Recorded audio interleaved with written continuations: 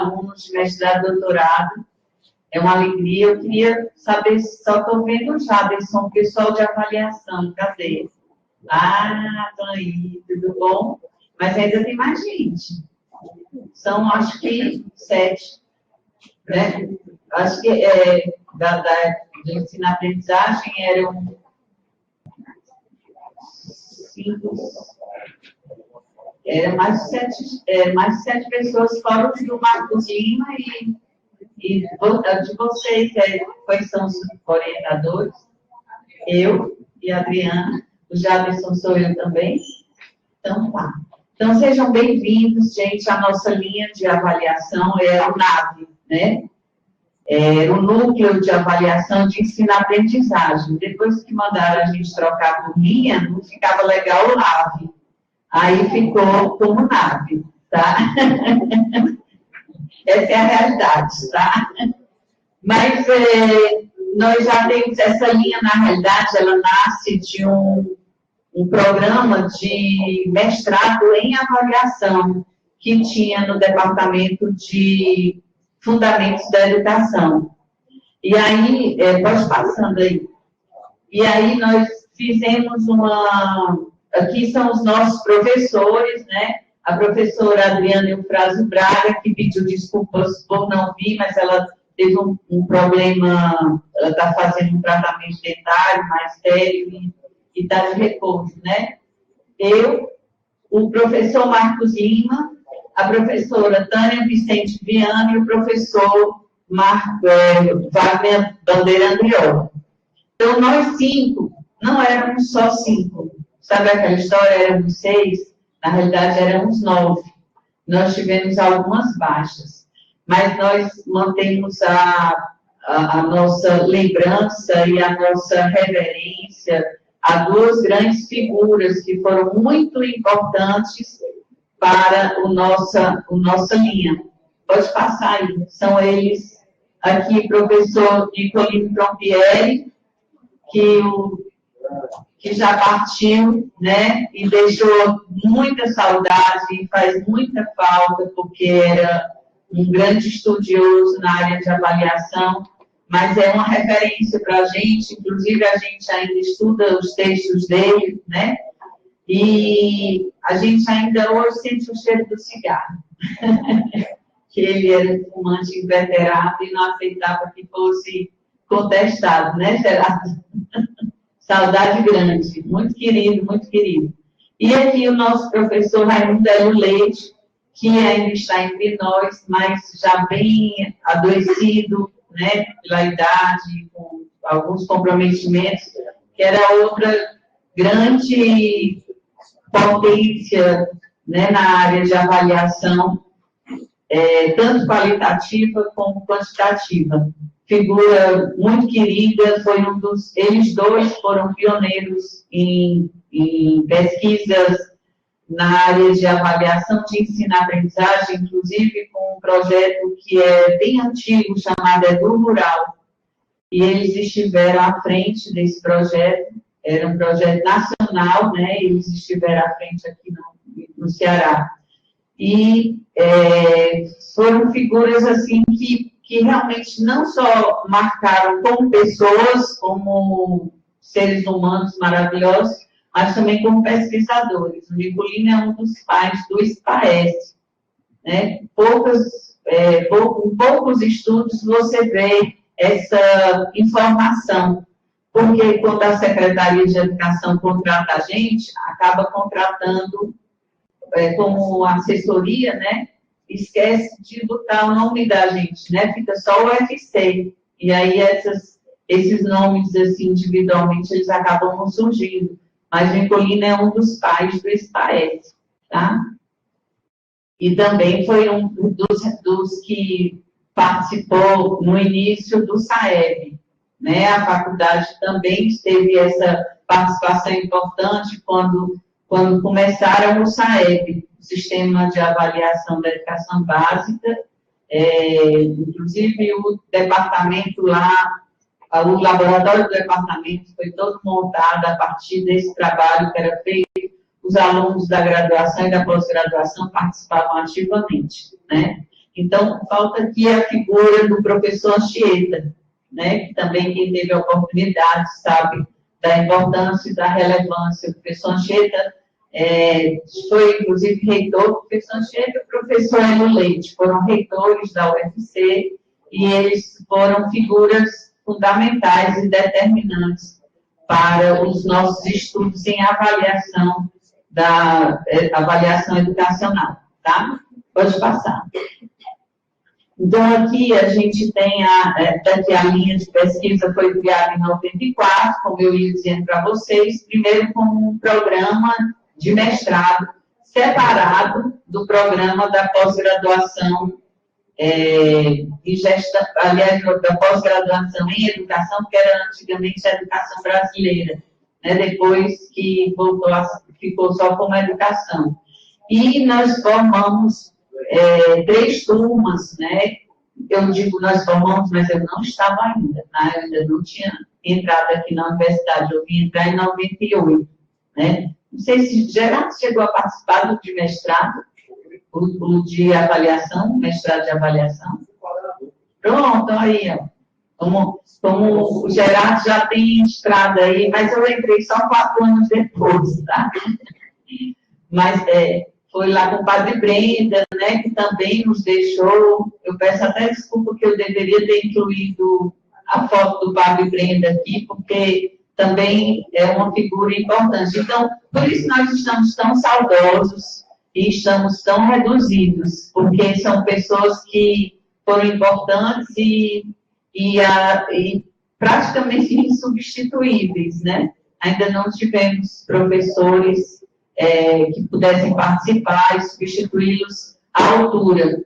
Né? Nós tivemos a colaboração do professor Cláudio Marques, mas ele teve na gestão durante muito tempo, então acabou não fazendo as produções, assim como vocês vão ser cobrados em artigos, nós professores também somos bem mais cobrados, inclusive na permanência no programa, né, precisamos ter a garantia de algum número de artigos anuais para poder nos mantermos aqui. Então, o professor Cláudio Marques não teve como continuar, né, porque ele estava envolvido demais na gestão, foi pró-reitor de graduação, depois foi secretário de governança, e perdemos também a professora Ana Paula, que foi uma das formandas do professor Hélio Leite, e foi muito importante aqui para a gente, hoje está em outro programa de pós-graduação,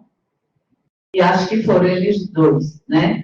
Então, nós ficamos os 5, né? E nesse nosso grupo, nós somos divididos em 2 eixos, a avaliação de ensino-aprendizagem e a avaliação institucional. Pode passar. A avaliação de aprendizagem, a gente acaba trabalhando com todos os níveis e modalidades da educação básica e do ensino superior nessa parte em relação à avaliação de ensino-aprendizagem. Então, nós, no momento, eu estou com 6 orientandos. Vou entrar mais. Vixe, eu acho que eu extrapolei um pouquinho. Bom, será que eu perdi a conta? Não, eu estou com as minhas 2 orientandas de doutorado, né, que elas estão, uma está trabalhando com a parte de, comparando os sistemas de avaliação de Fortaleza e Sobral, um trabalho que está muito bonito, da Esmeraldina, e o outro da Artemísia, que está trabalhando a questão da influência da formação do professor no ensino da matemática e os resultados deles no SAEB, né? Fazendo essa relação, porque para a gente entender como é interessante, como é definidor, né, do desempenho dos nossos alunos, a formação dos nossos pedagogos. E como a Faculdade de Educação é um local de formação importante, a gente questiona, por exemplo, o fato da gente ter, na nossa graduação, apenas uma disciplina de metodologia do ensino da matemática, né? que vai formar esse professor, que vai trabalhar desde a educação infantil até o 5º ano. Uma fase fundamental para desenvolver esse gosto pela matemática, ou desgosto, né? E aí nós só temos essa disciplina, o que é muito preocupante, né? Então, a gente está fazendo esse estudo para mostrar cientificamente a relação entre essa formação do professor de matemática, a formação do pedagogo em relação à matemática e os resultados que a gente encontra nos SAEBs e SPAESs da vida, tá? E tenho também os meus orientandos, tenho ainda uma que está estudando sobre essa transição da educação infantil para o ensino fundamental, né, esse processo de transição, que é uma transição muito delicada, né, e às vezes pouco estudada, mas que deveria ser assim como a transição entre o 5º e o 6º ano do fundamental. Como isso dá uma desorganizada ali no processo de aprendizagem das crianças, né? Então, isso também é pouco estudado, tem pouca coisa escrita sobre isso, né? A gente precisa aprofundar mais, né? E tenho ainda os meus orientandos de mestrado, né? Eu estou com uma que está trabalhando ainda a avaliação de educação infantil, com a documentação pedagógica lá de Pindoretama. São essas? Se eu tivesse esquecido alguém, vai ser uma marca enorme. Não, porque aí eu fico com 7, aí vão entrar 3 agora. Tá certo, eu estou com 7 mesmo, eu estava achando que estava com 9. E aí nós temos, trabalhando com essa parte de ensino-aprendizagem, a professora Adriana Eufrásio, que vocês vão gostar muito dela. Eu dou a disciplina do núcleo, né, a obrigatória do núcleo, porque vocês já sabem, né, tem as obrigatórias do programa, tem as obrigatórias da linha, e tem as obrigatórias do eixo que vocês estão escolhendo.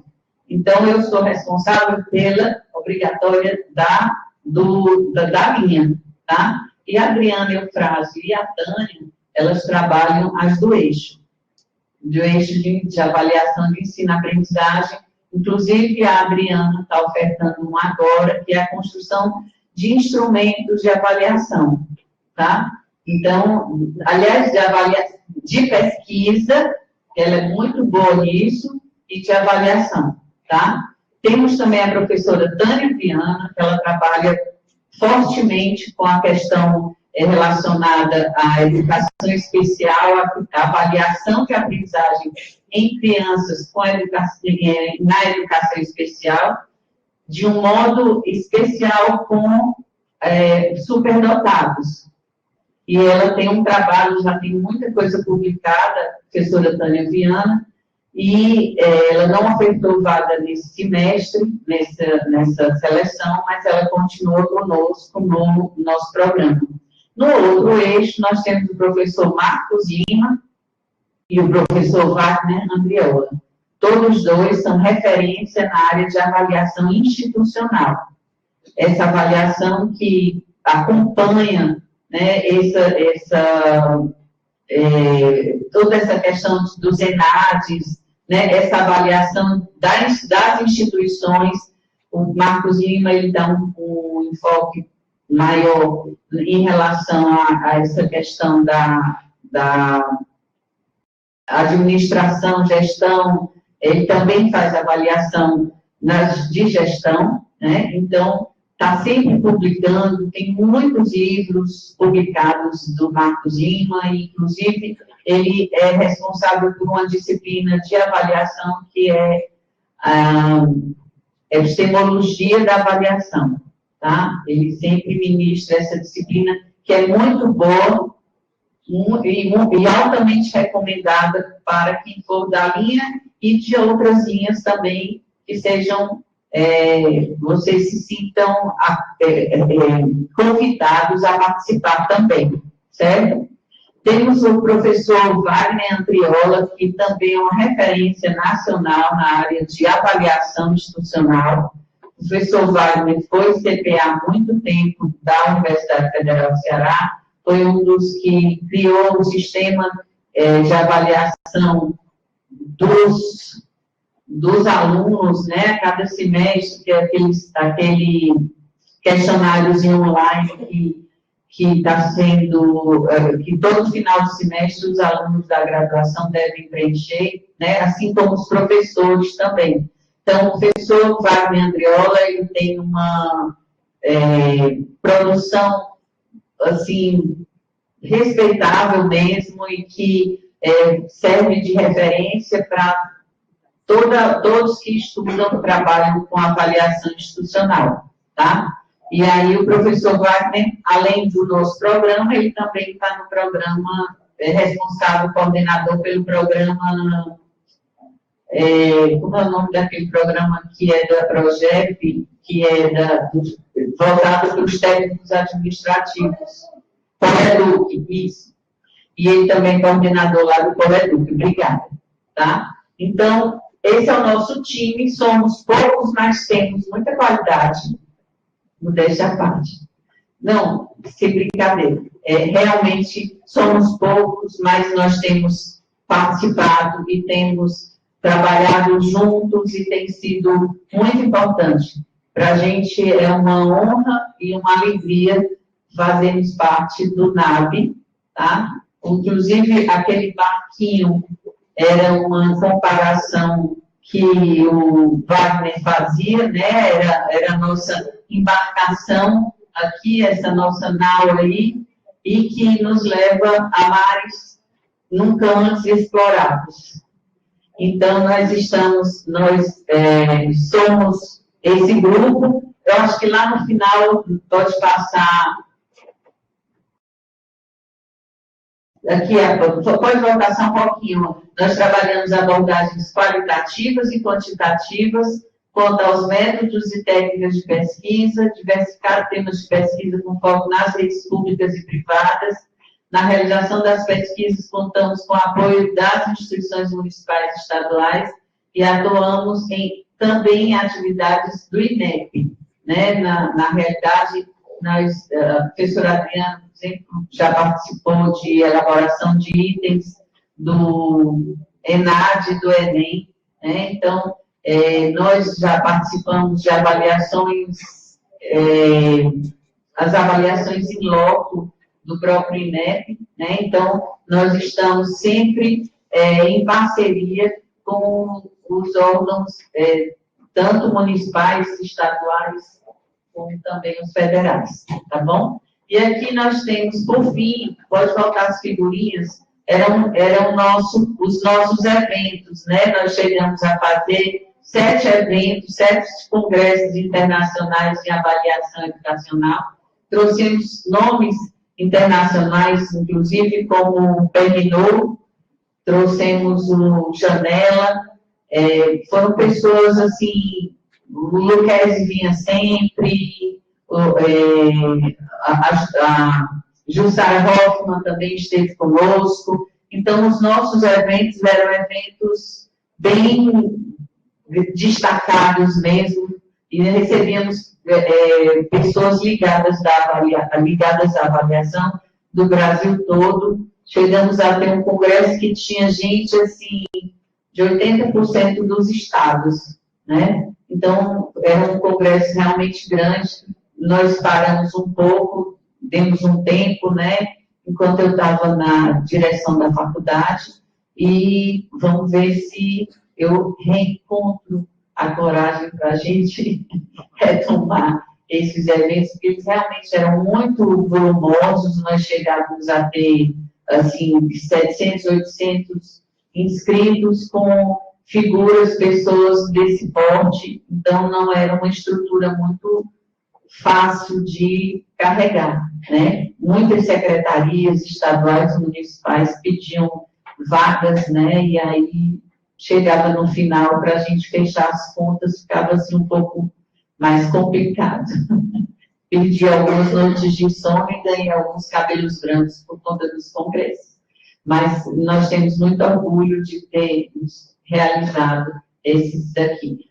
Além disso, nós temos as nossas publicações, né? Não não coloquei aí, mas nós temos vários livros, todo ano sai, ano passado, no final do ano, já foi no começo desse, eu vim para lançamento de um livro aqui feito pelo professor Marcos Lima, organizado por ele, né, e os alunos participaram, escreveram, tiram seus artigos aqui publicados, então a gente continua com essa programação de produção dos artigos e buscando as revistas com quais e buscando a forma de divulgar o trabalho dos nossos alunos aqui do NAV, tá? Então, é isso. Eu fico aberto para qualquer dúvida que vocês tenham. Eu vou ficar responsável pelas nossas reuniões quinzenais na sala do NAV, dia de quarta-feira à tarde, tá? Eu não sei se já vai ter semana que vem. Ele falou alguma coisa? O Gerardo falou? Porque todos vocês vão participar desses seminários nas linhas de vocês, tá? E aí elas acontecem a cada 15 dias, na quarta-feira à tarde, nas salas das linhas de pesquisa, tá? E eu queria só confirmar, eu fico, então, no aguardo para poder saber se a gente vai fazer já nessa quarta que vem, nessa quarta amanhã não, na quarta dia 6, é isso? Ou se a gente se vai ser só na outra quarta-feira, tá? Mas eu entro em contato com vocês. Jaderson, você podia depois pegar o contato delas, que aí você já me passa e eu já vou abrindo o grupo para a gente começar a conversar, tá? Você já conhece o Jaderson? Pronto. Então, gente, muito obrigada. Eu quero só dizer a vocês que o mestrado passa assim. Quando vocês piscarem o olho, já está na hora de fazer a qualificação. Quando vocês abrirem os olhos, já está na hora de fazer a defesa. Então, não percam muito tempo. Procurem realmente, logo agora, nesse semestre, vocês já agarrem definitivamente os objetos de pesquisa de vocês, para que vocês não percam tempo em chegar lá na frente e dizer assim, mas não era isso que eu queria? Gente, é o que vocês querem, tá? Vocês realmente procurem definir isso, isso é fundamental. Eu estou dizendo, pelo tempo de experiência que eu tenho de orientação, eu lamento imensamente quando chega no meio do caminho, o aluno olha e resolve mudar toda a pesquisa dele. Não que não deva acontecer. É claro, quando eu tive, por exemplo, uma aluna que ia estudar um trabalho de alfabetização, crianças no 3º e 4º ano que não tinham sido alfabetizadas, e ela ia trabalhar com uma metodologia específica na escola, já estava tudo acertado, e aí veio a pandemia. E aí ela teve que mudar, né? Primeiro a gente ficou esperando, é só um mês, são só 15 dias, só um mês, só 2 meses, no outro semestre volta, né? E de repente não voltou. Então ela teve que modificar todo o projeto dela, tá? Então, essa é uma situação extraordinária que, de fato, pode acontecer, né? Vocês procurem ter objetos de pesquisa que vocês possam realmente garantir que vão, até o final, conseguir acompanhar, tá? Porque, senão, ao longo, vocês podem perder todo o trabalho que vocês tiveram nesses semestres iniciais. Mas não percam tempo, coloquem lá do lado do computadorzinho de vocês qual é o objetivo. Eu gosto sempre de dizer isso, vocês pegam um post-it, colocam lá grudadozinho assim na tela do computador de vocês, qual é o meu objetivo, para que vocês não se percam dele. A gente começa a ler tanta coisa, vocês vão fazer disciplinas com outros assuntos, o que vai ser ótimo para abrir a cabeça de vocês, mas vocês não podem ir flutuando em cada coisa que vocês vão descobrindo e aprendendo. Então, é necessário que vocês sempre voltem para os objetivos de vocês, para ter certeza que estão no caminho certo, tá? O doutorado é mais longo, mas ele acaba. Chega o prazo, tá? 1 ano e meio, tem que fazer a qualificação, a primeira, logo depois, com mais 1 ano e meio, vocês fazem a segunda para poder ir para a defesa com muita tranquilidade. As qualificações, eu estou saindo do meu tema, viu, Gerardo? Mas é só porque eu acho super importante dizer isso para vocês. As qualificações, eles são momentos preciosos. Não vão para a qualificação de qualquer jeito. Vocês vão para a qualificação sabendo o que vocês querem, como vocês querem fazer, para que, de fato, a banca possa contribuir efetivamente. E aí vocês saem de lá mais seguros do que vocês entraram. E aí vocês podem caminhar na pesquisa de vocês com muita tranquilidade, tá? Então, coloquem isso na cabeça. Eu preciso ter muito cuidado com a minha qualificação, eu preciso seguir o prazo que o programa dá, para que a gente não se perca e, de repente, vocês estão aí atordoados, sem saber mais por onde ir, tá bom? Gente, um beijo grande, foi uma alegria conhecê-los. Novamente, sou a professora Isabel Ciasca, o que vocês precisarem do NAP ou de mim como professora, eu estou à disposição, tá bom?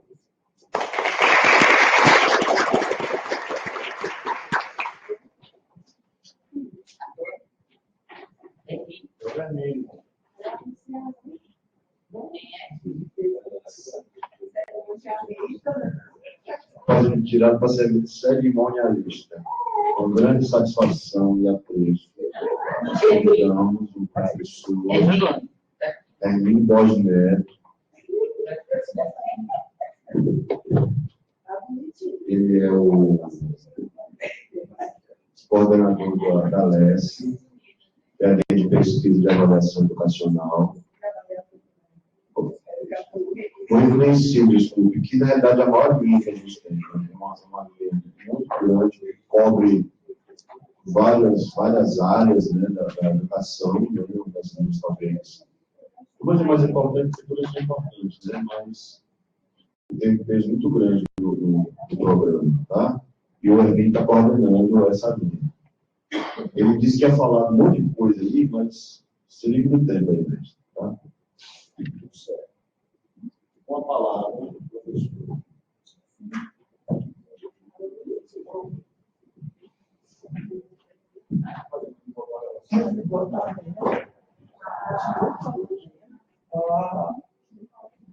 Surgiu um pouco do script dessas discussões e a nossa linha realmente é a maior de todas. E eu diria, sempre quando eu venho para esses seminários, olha, eu estou aqui desde 94, eu sou um dos decanos do programa, porque desde que o doutorado foi criado, fala bem? Tá bom.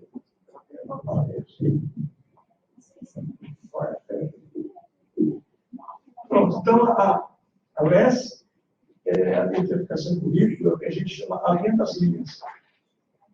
Existe a LES e existem as outras linhas. Vocês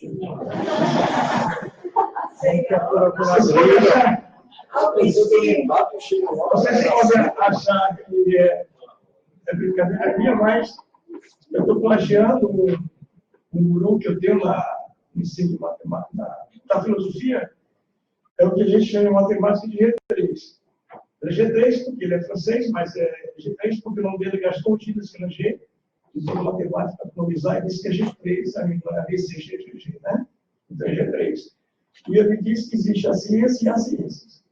Da mesma forma que existe a linha e as linhas. A ciência, óbvio, que é a matemática, e as outras ciências são ciências.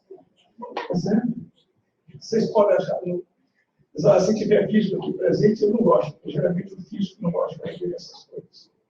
Mas a nossa linha maior realmente é muito grande. Tá certo? Ela tem o nosso decano do programa, que é o professor Botelho, que trabalha com formação de professores, que trabalha com música. E se vocês podem ver no quadro que aparece aí, tem os slides. Tem os slides lá que a gente mostra. Então, eu estou mostrando os sites da internet, o site do PGE, que vocês podem ver que são professores da linha. Vocês vão ver que há uma mistura.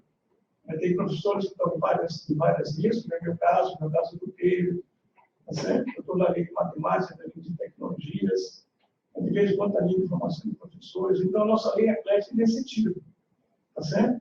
E é a linha ASIS, porque o nosso vice-coordenador é da nossa linha, certo? O vice-coordenador da coordenação passada também é da nossa linha, que é o professor Paulo Marquinhos. Então, por isso, nós somos a linha das linhas. Né? Procure briga, não. Não, eu só. Tem o João que está ali, tem o João que está ali, então o Geraldo não daqui a pouco eles vão. Eu vou rebater. Mas ele sabe que tem essa linha ali. Então, tá aí, são as linhas que nós trabalhamos em várias áreas. O professor Botelho, por exemplo, ele está aí no site. Ele está na linha de atendimento à ciência escola, o professor Paulo Marnil, é nosso PV, Paulo Marnil. Mas, na realidade, o Botelho é um músico de mão cheia. E vocês viram a abertura, quando vocês viram a abertura no primeiro livro de conto, quem foi que fez a abertura musical? Galesse. O grupo de música. Ou não foi? Foi. Então, o professor Pedro Rogério, que estava ali, né? E a gente tem uns embates na linha sobre a questão de produção científica. Obviamente, eu, como matemático, a minha produção científica não deve ser medida comparada com o Pedro Rogério, porque ele é músico. Então, tem a especificidade, a peculiaridade da área dele. Então, a gente tem que entender que a produção do Pedro Rogério é a produção na área cultural, na área de música. E a minha é a produção na área de matemática. São coisas completamente diferentes, não pode ter o mesmo peso. Então, na nossa linha, a gente tem essa flexibilidade, que são várias cabeças rodando é no sentido de cortar a geração. Tá certo? E aí você vai.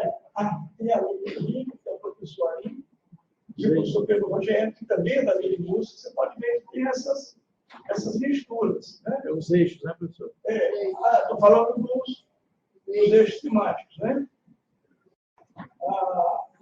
Tem o ensino de ciências, que é o professor Gil. Na verdade, eu tenho que chamar a professor porque eu não conheço o nome completo dele, né? Ele está aí no site.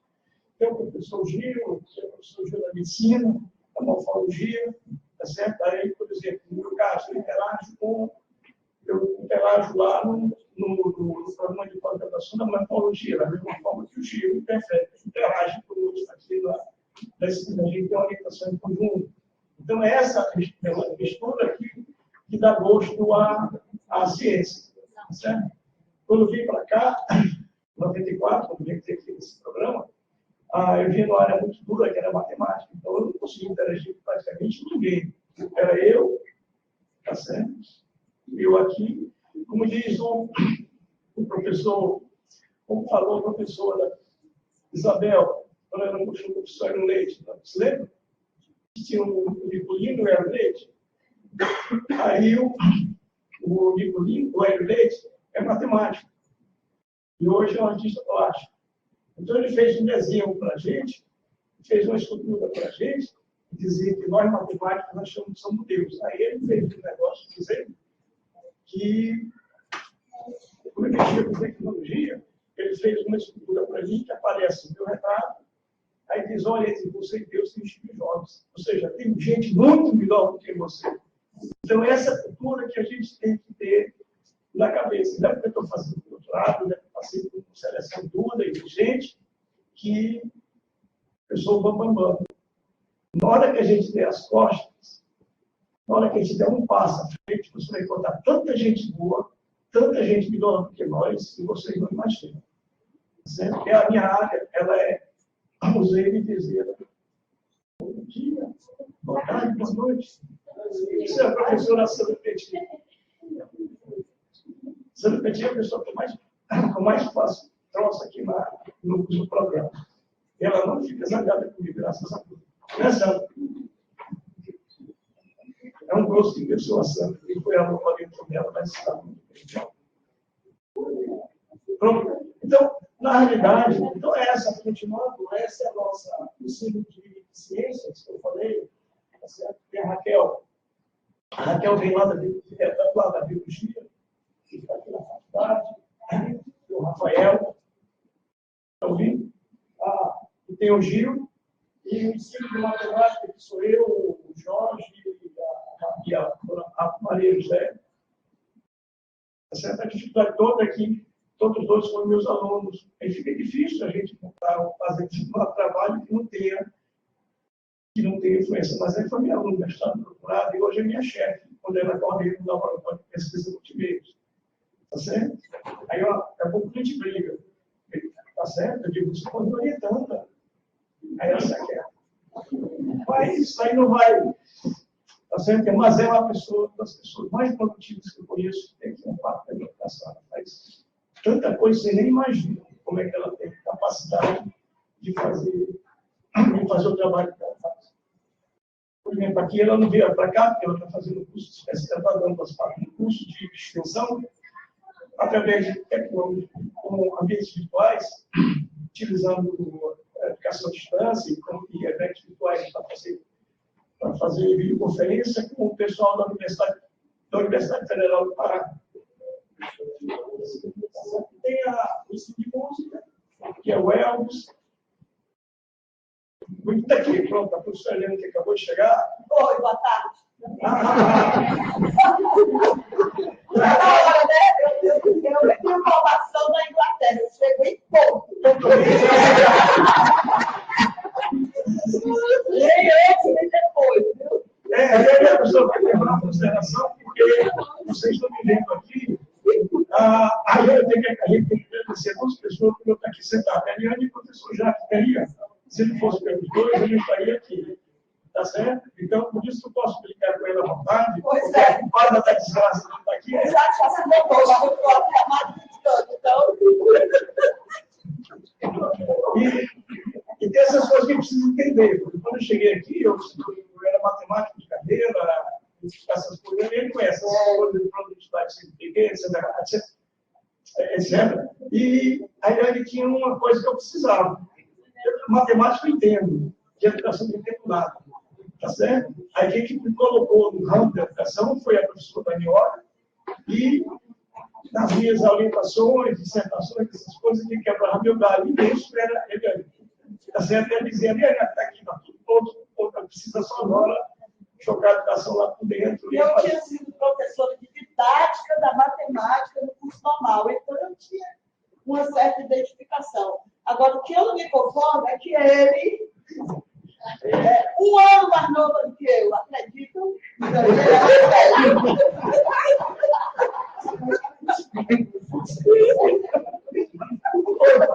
Agora vocês estão achando graça, mas a gente está falando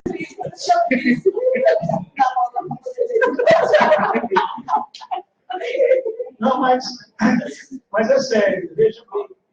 Ela não me ajudou. Não, mas foi mesmo. É sério. Ela não nos ajudou, não foi só nessa parte de trabalhar a parte da orientação, que é muito forte. Tá certo?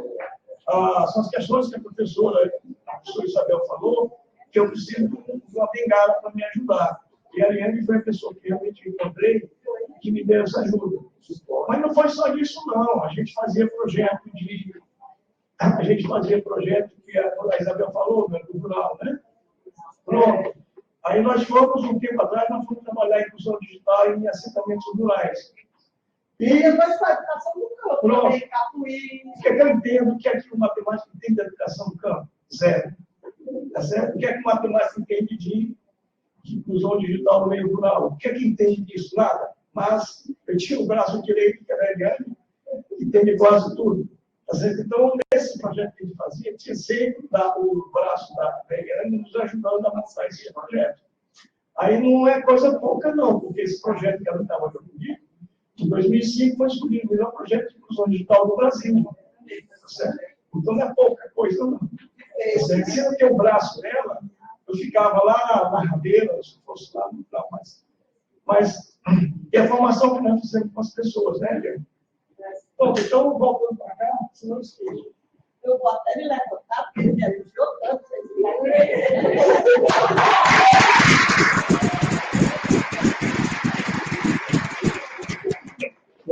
Olha, porque eu já cuido aqui. Pois é. Aí, Mas é verdade. Viu? Essas coisas que eu falando não levantei juro, mas é verdade. Então, esses irmãos que vocês estão vendo é o professor Wells. Desculpe, Wells.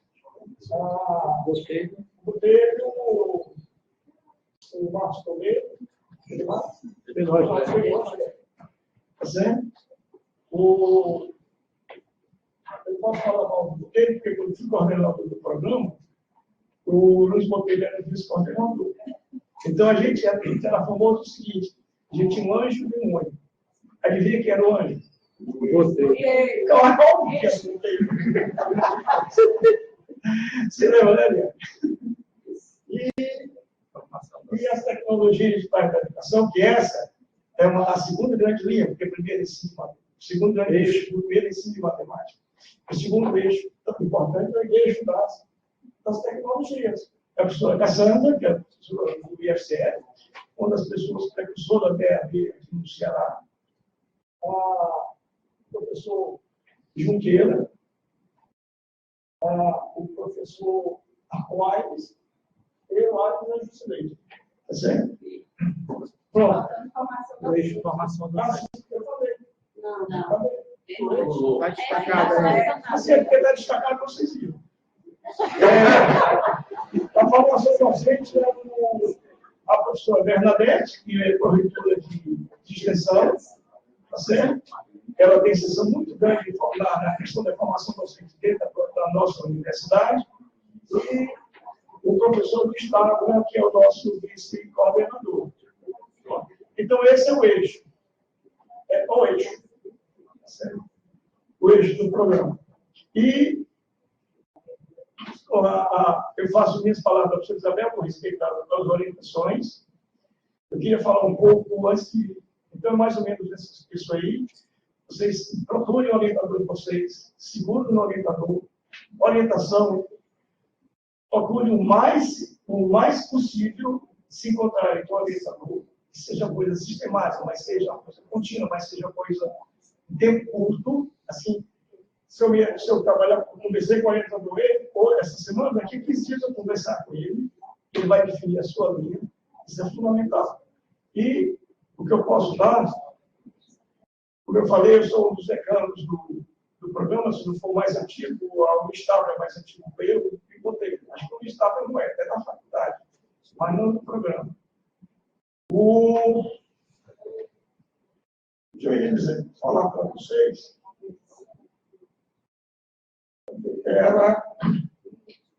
É um conselho de quem já é mais vivido nessas coisas.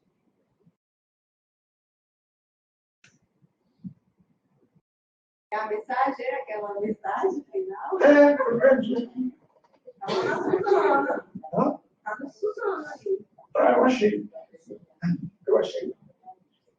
De todo modo, como eu falei que a nossa linha era de tecnologias, vocês estão. A palavra-chave, hoje em dia, a palavra-chave do ponto de vista de profissionalização, do ponto de vista de educação, a palavra-chave que a gente tem que brigar hoje em dia e lutar e para conseguir é a questão da inovação.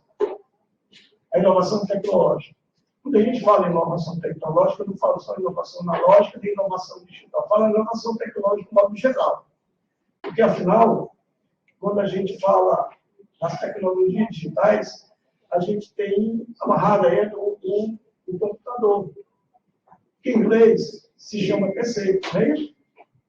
Mas a tecnologia muito mais rica do que o PC é o outro PC que você não imagina, é o papel e a caneta. Então, esse papel e a caneta é tecnologia analógica. Tá certo? E é tecnologia muito antiga que hoje continua a funcionar. Tá certo? Então, o que a gente tem que pensar do ponto de vista de educador é que a gente precisa inovar. A gente precisa agregar essas tecnologias que estão chegando. Para mim, sendo da área de tecnologias digitais, certo? A inovação é constante, permanente. Se muda o tempo todo. Tá certo? O conceito de gambiarra que se fala por aí, não existe coisa mais necessária quando se trabalha com tecnologia digital do que gambiarra. Vocês estão vendo essa transmissão que está vendo aí? É uma inovação tecnológica do programa propiciado pelo Gerardo. Ele não está fazendo uma gravação com estúdio. Na verdade, o Gerardo quis falar, porque senão vocês não vinham assistir a aula presencial. Mas está sendo transmitido ao vivo para o mundo todo. Se vocês entrarem na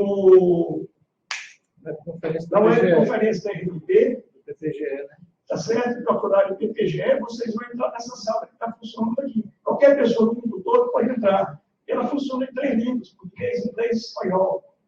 Tá certo? Agora estou pensando se eu disser alguma coisa disso. Já era. Muito bem. Já era. Você dizendo isso é muito difícil. Não, isso não. Tá certo? Então, qual é a inovação que tem aí? A inovação que tem aí, que eles estão fazendo na realidade, é um experimento por trás de uma tese de doutorado que nós orientamos. E o que é que tem que inovar nessa tese de doutorado? É uma expansão do conceito de ensino híbrido. Tá certo? Que é o que eles estão fazendo aí, mas... Aproveita e divulga o que é RNP e o que é... Tá vendo? De lascar, não é de lascar, ninguém respeita.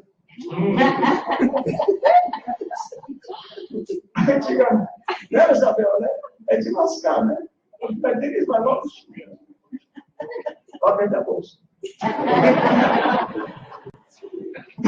Ele ainda está dizendo ao vivo. Tá gravado. Está todo. Sim, mas é porque não tem bolsa. Bom, então vamos continuar. Ele faz parte do programa de cotutela da Universidade de Aveiro, Portugal, com o programa de pós-graduação aqui em educação. Ele é o terceiro que oriento nessa condição. Tá certo? Pronto. Mas, o que eu queria falar para vocês é a questão da... Isso é inovador.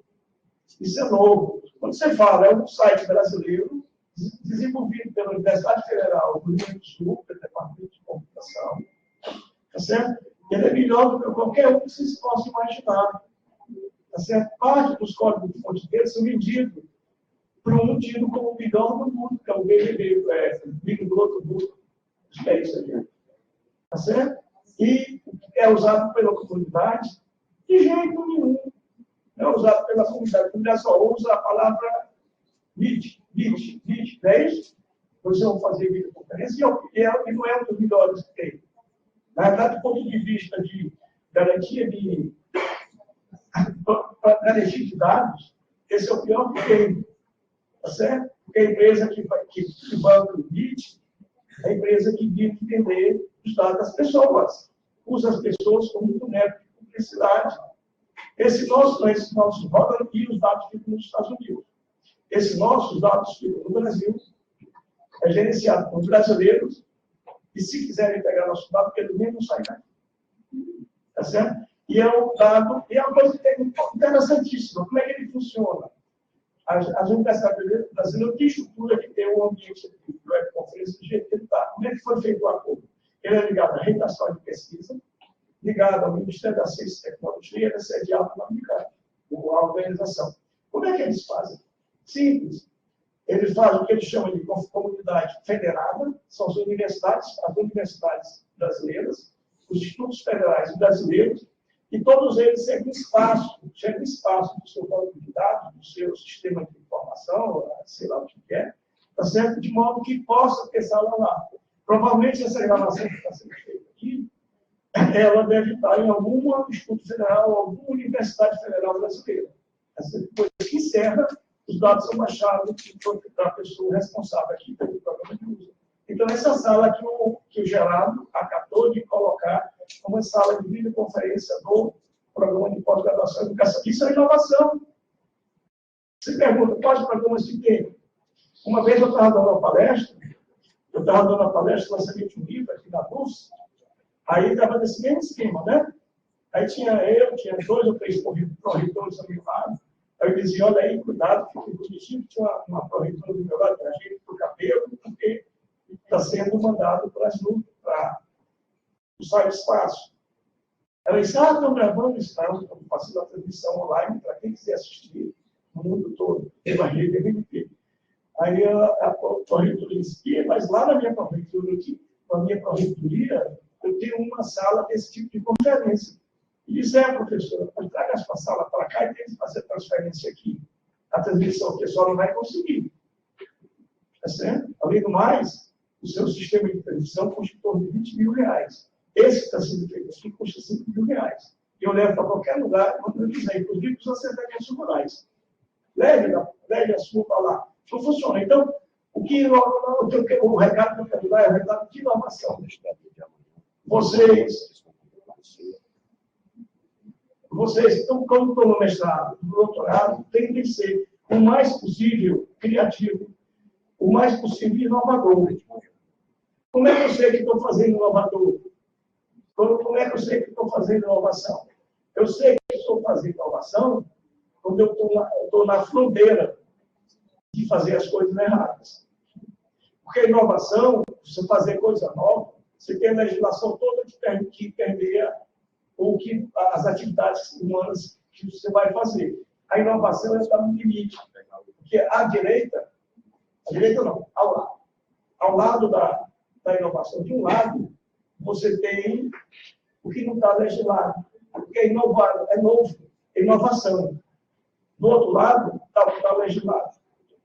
Certo? Então, um critério para isso aqui, se estamos fazendo inovação, é se está na legislação, se não está. Por exemplo, a transmissão dessa é inovadora, tá certo? Tem coisas que tem legislado ou não estão. Tá certo? Só uma coisa. Não, será minha pergunta, mas só nessa coisa da inovação, você está falando é importantíssimo. Eu digo agora na reunião da CAPES em Brasília, né, do seminário meio termo, e assim, hoje um dos principais critérios da avaliação é exatamente a inovação. Inclusive a ideia é que o próprio sistema Qualis vai cair, vai ser substituído, ninguém sabe como ou por quê ou por que vai ser substituído. Não dá para saber, mas vai ser substituído. Mas um dos principais pontos é exatamente a inovação. Então, quer dizer, os programas que saírem na frente vão ter uma possibilidade de ter uma avaliação melhor do futuro, entendeu? Então, é importantíssimo. Pois é. Então, essa questão da inovação é importante. Então, aproveite a tese, aproveite os orientadores de vocês, aproveite as suas dissertações. E depois perguntem assim, quando tiver as coisas mais ou menos arrumadas, o que é que tem isso aqui que é meu? Aqui que eu escrevi, o que é meu? Eu posso dizer que é meu. Tá certo? Uma coisa eu garanto a vocês. Se vocês forem perguntar isso, vocês vão ter uma perseguição desgraçada, ciúme, inveja, tá certo? Porque a maioria não é inovadora. A maioria não é criativa. Tá certo? A maioria tenta pegar trabalho de outros, fazer uma amálgama de outros próprios e depois fazer suas conclusões. Então, inovador é isso. Tá certo? Então, tente ser criativo. Aproveite. Esse é o momento. Tá certo? Esse é o momento que vocês podem soltar. Eu vou dizer aqui não, mas posso soltar. A criatividade. A criatividade. É isso. Nada bom com um aluno português, tá? Depois você disse em português que marca lembrança. Não tem nada. Tá certo? Não tem memória que marca lembrança, né? Tá certo? Porque, então, veja como as coisas estão. Porque se a gente não inova, fica. Para mim, não tem coisa mais absurda do que a Prefeitura Municipal do Rio de Janeiro, a Prefeitura de São Paulo, proibir o uso de celulares, o governo de Ciro Gomes, proibir o uso de celulares em sala de aula. Isso é horrível. Tá certo? Eu tenho uma aluna que ela está pensando em fazer um projeto Tá certo? Ela está fazendo o contrário na escola pública. E o que, é que ela está fazendo? Está fazendo um projeto com os alunos, onde os alunos precisam. O que é que ela fez? Cadê o Gabriel? Está aí, não, né? Não. Pronto, com inteligência artificial.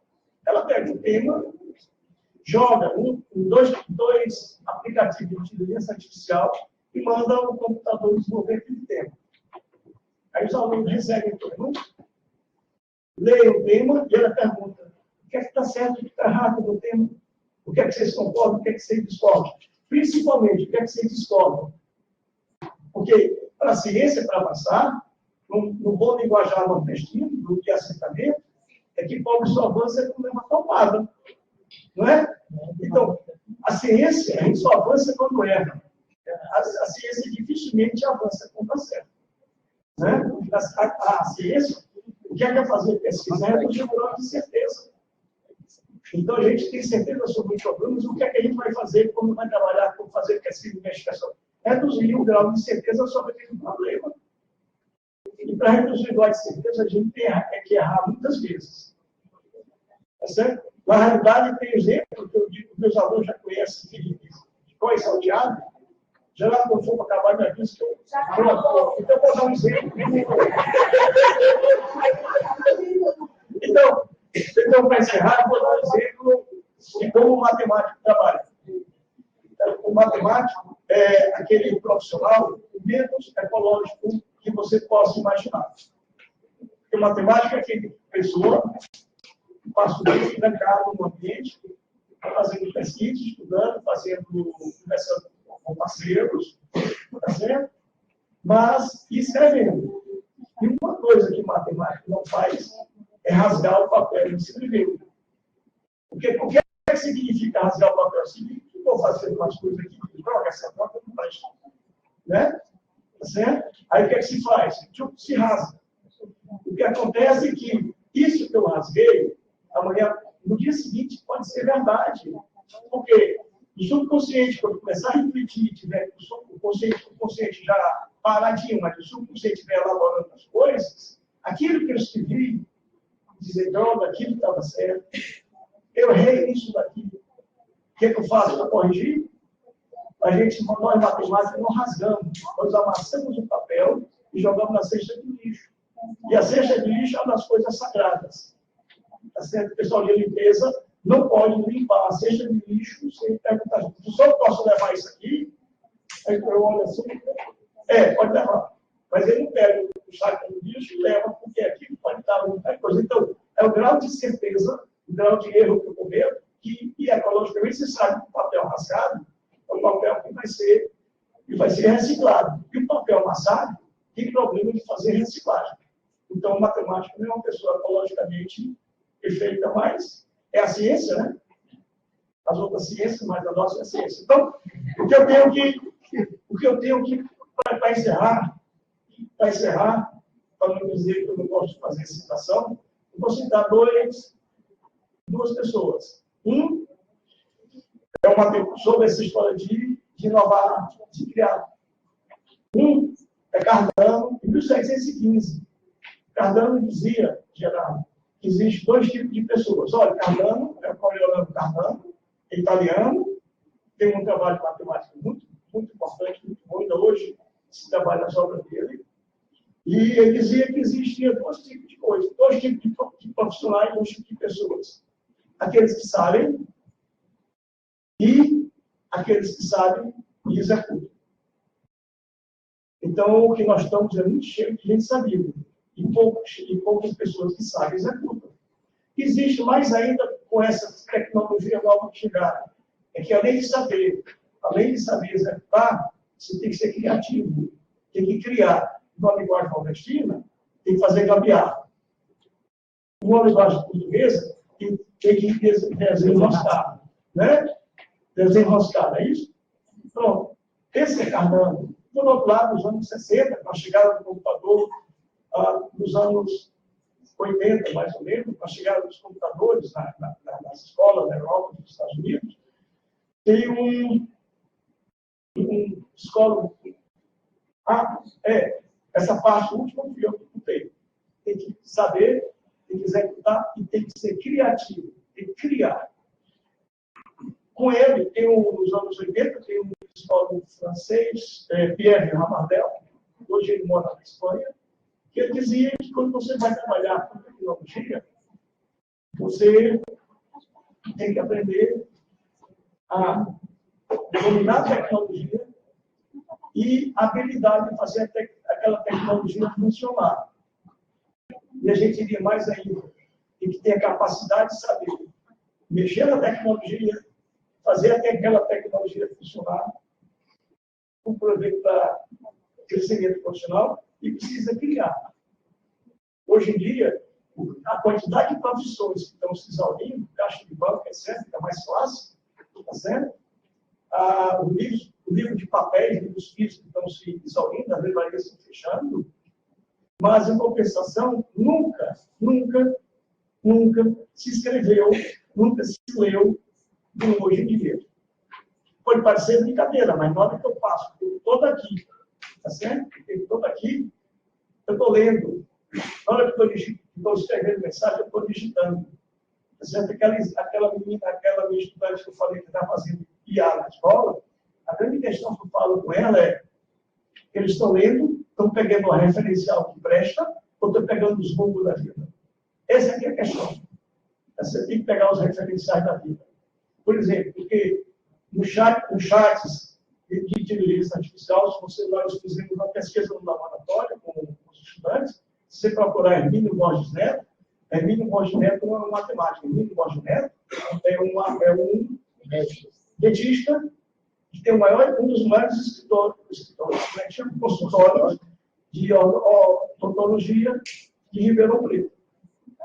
Quer dizer, Ribeirão Preto eu conheço, mas não tem raiz para ser dentista lá. Tá certo? Então, a gente precisa ter essas fontes. Então, vocês vão fazer a pesquisa de vocês. Quais são as fontes? Uma vez nós pegamos um trabalho, para encerrar, nós pegamos uma vez um trabalho que eu peguei, é um trabalho de um estudante, ele estava com referência toda em alemão, e ele não sabia falar alemão. Tá certo? Então, essas coisas a gente tem que. Então, o conselho que eu dou para isso é isso. Vocês têm que aproveitem que o momento para ser criativo é agora. E depois vocês vão para o mercado de trabalho, vai ser mais difícil. Você não tem esse espírito criativo, forjado na academia, vai ser muito difícil vocês fazerem isso. Então, obrigado, desculpe as brincadeiras, mas como dizia a Ariana,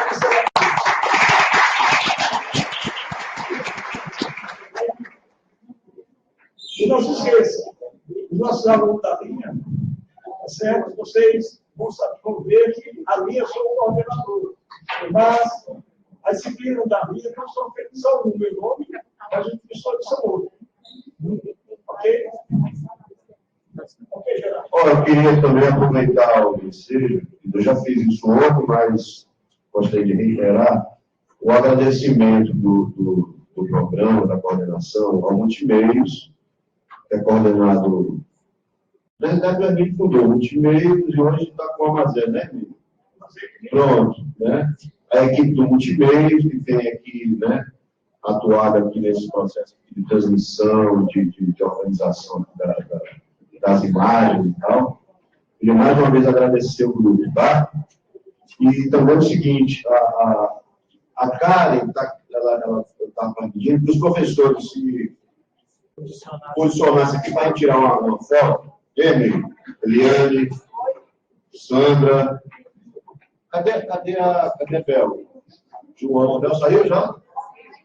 Saiu, né? Mas não, a Bel? Foi chamada. Eu ia pensar, correr, já correu.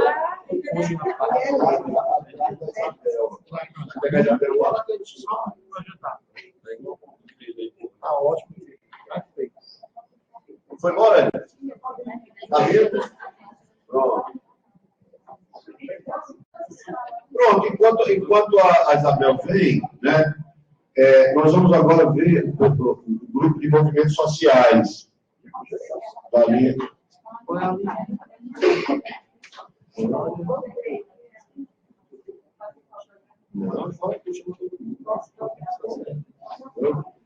Movimentos sociais. Ei, Bel, vamos tirar aqui uma foto? Mentira, tira, cara. Não quer queimar, eu tenho medo de queimar a foto. Vou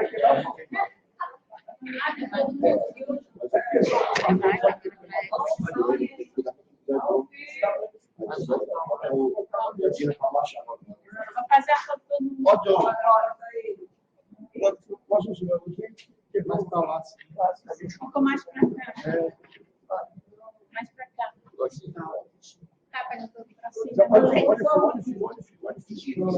Palestina dele. Aqui, ó, aqui também. Aqui, ó. Pronto, agora é que é. Ah, é para cá. Ela por horizonte. 1, 2, 3. Deixa eu ver. Legal.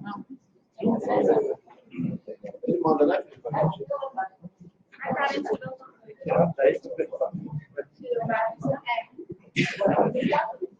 Sim, então, um grupo de movimentos sociais, que é coordenada, a Sandra está coordenando, a professora Sandra Petit, que coordena a linha de movimentos sociais, né? Estão presentes também o professor João Figueiredo e a professora Helene Deis, nossa queridíssima mestre aqui, né? Eu lembrei que, eu acho que foi ontem, não foi na abertura, eu lembrava da turma de 68 da Faculdade de Educação, que foi uma turma de um grau, porque veio às 5, né? E 68. Pois é, isso que eu queria dizer. Então, a professora Helene Deis, ela era dessa turma, de 68. Fez uma colação simbólica, né? Aqui na faculdade. Então, ele já está conosco há muito tempo. Diga-se de passagem, a mamãe mandou queimar todos os meus livros que eram de autores considerados subversivos. A faculdade passou por tudo. Todos, com medo, porque a polícia ia das casas revistar o edifício da universidade. Pronto. Então, eu queria chamar a linha de movimentos sociais para a mesa, né? Só tem coordena ali.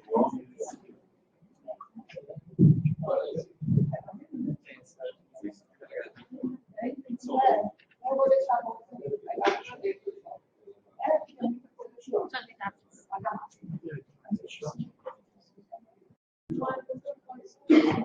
Não, os dois funcionam. Os dois funcionam.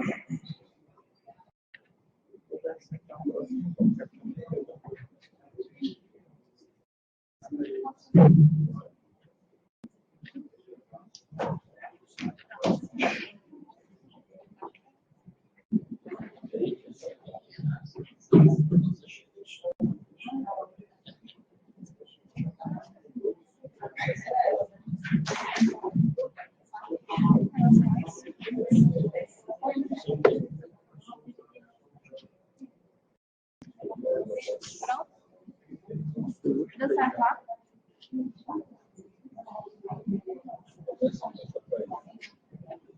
Professor.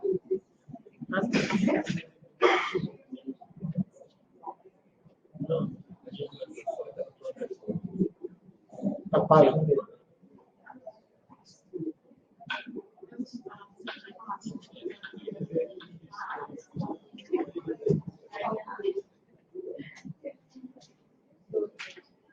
Boa tarde. Então, eu estou muito feliz de estar aqui com vocês. Nós estamos contentes aqui na linha de Movimentos Sociais de Educação Popular e Escola. Meu nome é a professora Sandra Petit, aqui o professor João Figueiredo, a professora Eliane Deise, que está aqui conosco. Chegamos nós três, ainda tem a professora Helene Emi, a professora Celicina, está viajando, e a professora professora Ângela Linhares. E o Henrique Cunha, que também está viajando. Está viajando para a formação de Londres, ele está no Benin. Então, está bem exótico para o destino. Então, é isso. Depois eu falo um pouquinho, na verdade, ele não vai deixar aqui, essas outras nós combinamos aqui que eu ia passar primeiro a palavra para o professor João, porque ele gosta de apresentar assim, o geral da nossa linha. Ele vem fazendo isso há muito tempo, então eu acho muito bom que ele já está bem preparado para isso. E depois, então, ele fala e depois eu volto a falar sobre o eixo específico e também sobre outras questões, né? E a professora Helena Teixeira, ela escolheu ficar para o final e também vai falar das questões dela, porque ela tem muita coisa para contar. Né? O difícil vai ser ela não contar tudo.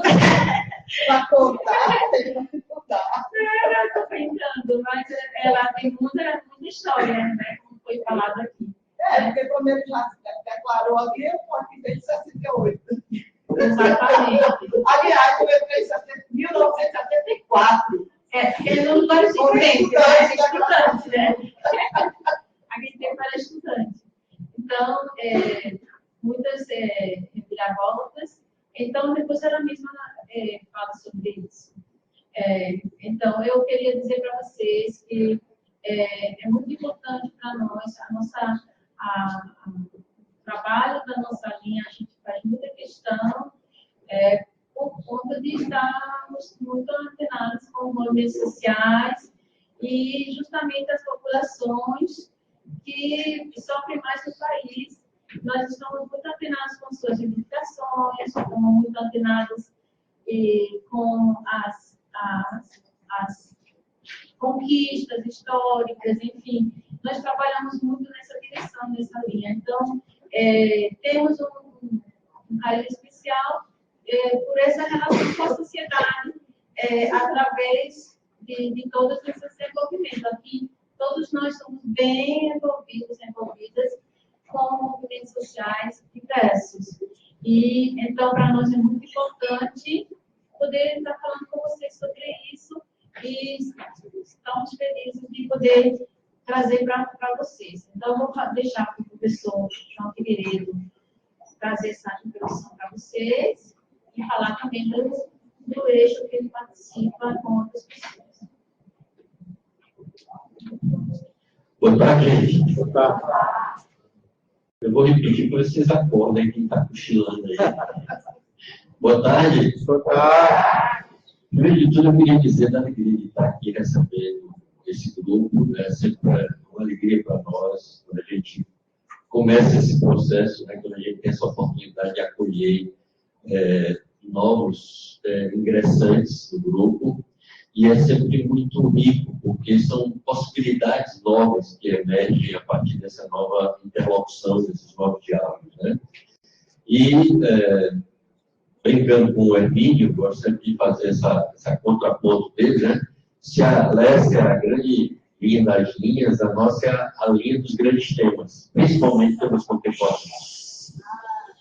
Porque, efetivamente, se a gente for pensar na atualidade, as grandes temáticas que estão na pauta mundial são temáticas que atravessam ou são atravessadas pelas questões em torno dos movimentos sociais, movimentos populares. Dessa perspectiva de discutir uma outra sociedade, uma sociedade incluente, uma sociedade que lida e transita pela diversidade. E tudo isso são exatamente os grandes temas que a nossa linha tem se debruçado. Né? Você vê que muitas das inovações que o Hermínio ressaltou muito bem são inovações que têm acontecido a partir das demandas do próprio cotidiano. Né?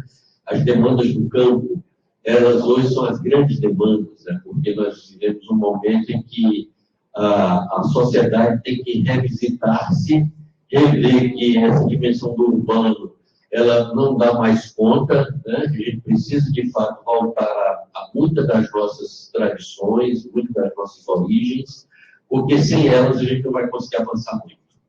Os temas mais emergentes do campo da educação, por exemplo, são os temas em torno das questões da decolonialidade, das africanidades, das questões de gênero, né? E a gente percebe claramente a importância de a gente poder estar dialogando com isso. Qualquer que seja a linha, qualquer que seja o tema de vocês, ele vai ser hoje atravessado, de algum modo, por essas discussões, por esses debates. Né? Então, não dá para deixar de fora. a escola e a educação como um todo, ela precisa voltar a dialogar com essas temáticas. E a linha Movimento Social de Educação Popular e Escola, ela, desde as suas origens, a gente pode falar muito mais sobre isso do que eu, né? Desde as suas origens, ela vem tratando exatamente dessas demandas do concreto, essas demandas desses grupos sociais que vivem em situações de risco, em que vivem em dificuldades efetivas no seu dia a dia. Então, essa linha trabalha com o estudo das diferentes formas de educação, né? E não apenas essa educação formal, essa educação da escola, mas também trabalhamos com a educação da escola no sentido da educação popular, né?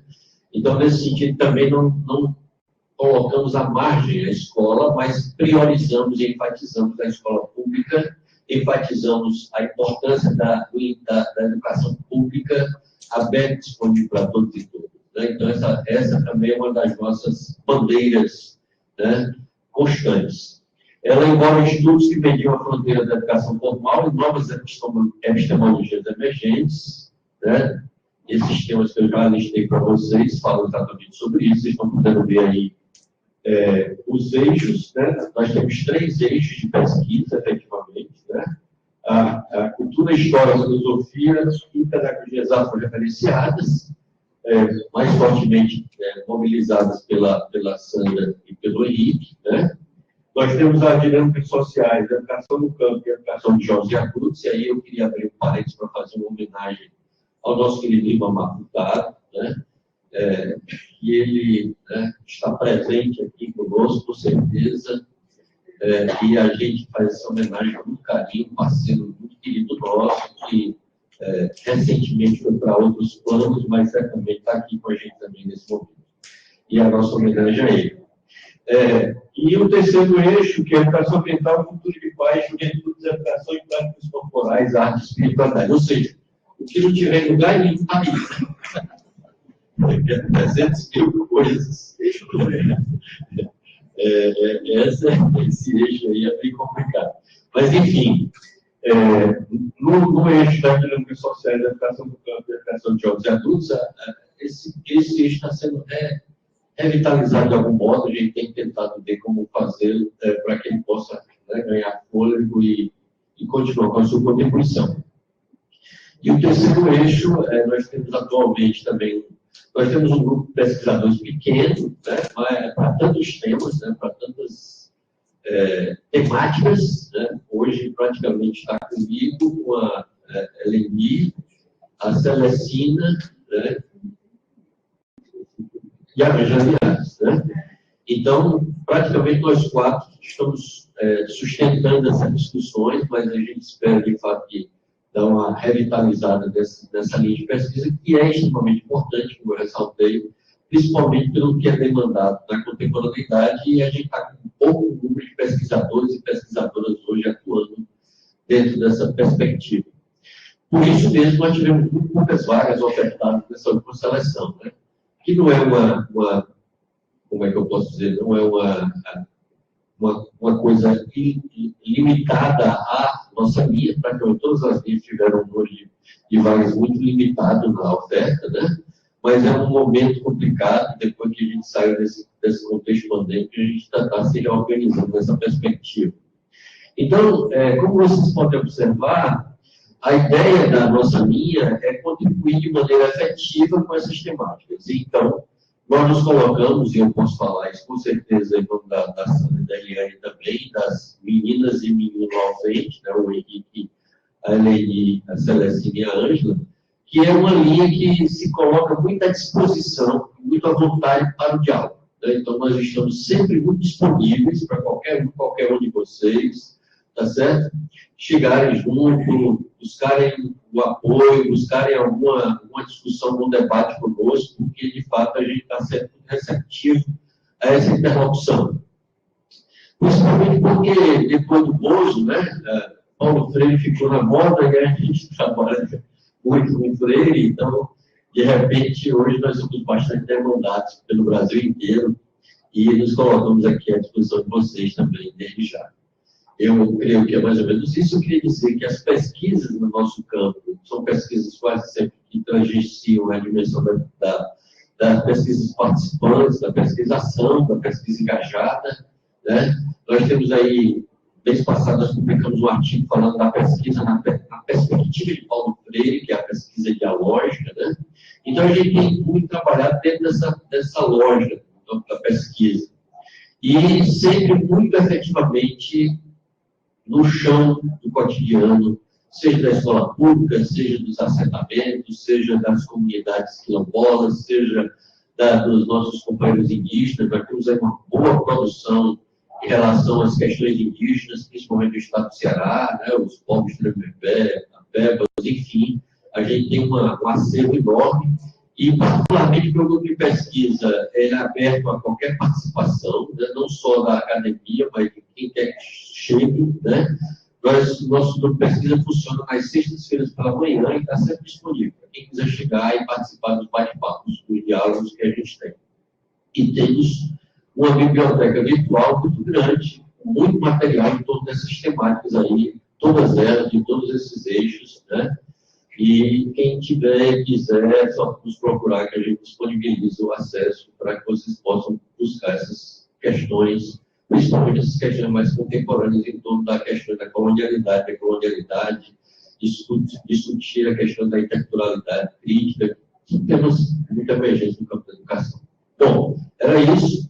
Passar a palavra para a Sandrinha, nossa coordenadora querida, e uma parceira extraordinária e que tem contribuições assim, incontestes nesses campos tão importantes de toda essa discussão que envolve as africanidades e as negritudes, né? Então, são temas muito importantes e a Sandra tem mobilizado muito esses debates. Gratidão, sejam bem-vindos, sejam bem-vindas, contem com a gente, contem comigo em particular, naquilo que precisar.